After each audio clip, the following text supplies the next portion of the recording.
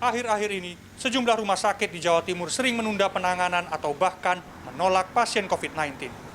Tertundanya penanganan medis ini seringkali berujung pada kematian. Di sejumlah daerah seperti Kota Batu, Kabupaten Madiun, Lumajang, dan Bondowoso, ruangan ICU dinyatakan 100% penuh. Pilihannya, pasien dilarikan ke rumah sakit yang ada di kota-kota besar seperti Surabaya dan Malang. Kondisi ini sekaligus menunjukkan tak meratanya fasilitas kesehatan di Jawa Timur. Alhasil, rumah sakit di Surabaya pun penuh. Penuh karena kasus COVID-19 di Surabaya sendiri yang meningkat, sekaligus menerima rujukan dari luar kota. Di Jawa Timur, sampai 9 Januari 2021, ICU sudah terisi 504 dari 716 tempat tidur atau 70%, dan tempat isolasi 6.176 dari 7.936 atau 78%. Ternyata memang ada beberapa kendala yang kita temui. Yang pertama, kasus-kasus rujukan lepas. Rujukan lepas itu jadi dia sebenarnya mungkin dirawat di salah satu rumah sakit sebelumnya, terus dia tidak diantarkan ke ambulan, dia tiba-tiba berangkat sendiri ke rumah sakit yang dia inginkan. Atau langsung ke rumah sakit yang besar, misalnya di Sutomo gitu.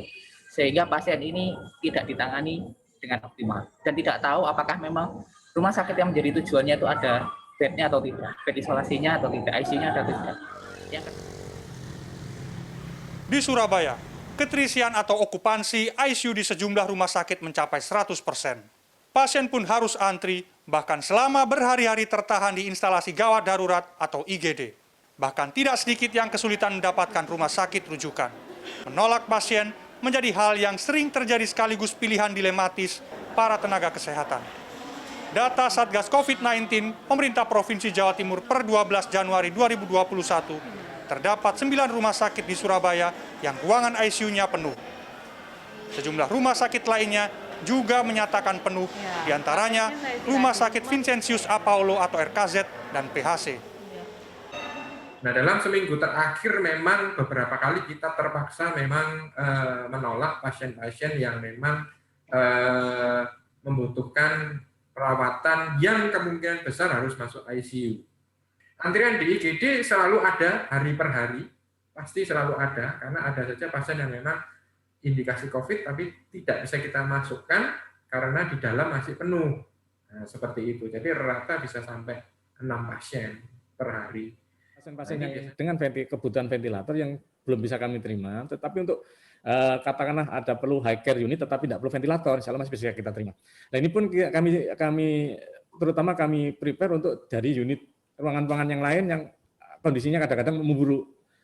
Nah kan nanti jadi salah kami dari dalam tidak bisa kita terima, tapi dari luar diterima. Ini yang jadi dilema di tempat kami, karena ada.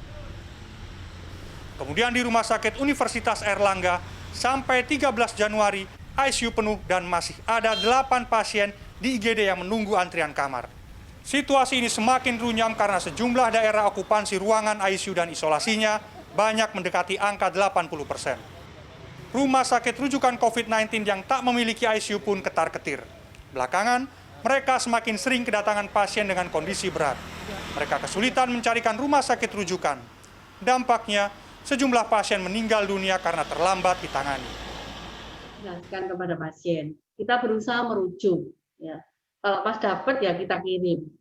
Kalau tidak, kita jelaskan ke pasien. Ini semua rumah sakit full, bagaimana? Akhirnya pasien itu kita berusaha tolong semaksimal mungkin. Kalau sampai nggak mendapatkan rujukan, ya kita berusaha menolong semaksimal mungkin ya. Bisa sampai dia meninggal, kita punya. Kolapsnya rumah sakit ini berbanding lurus dengan angka kematian di Jawa Timur yang nyaris mendekati angka 7%. Dari 1 sampai 12 Januari 2021, 749 nyawa melayang karena COVID-19 di Jawa Timur. Celakanya, ada manajemen rumah sakit yang mengaku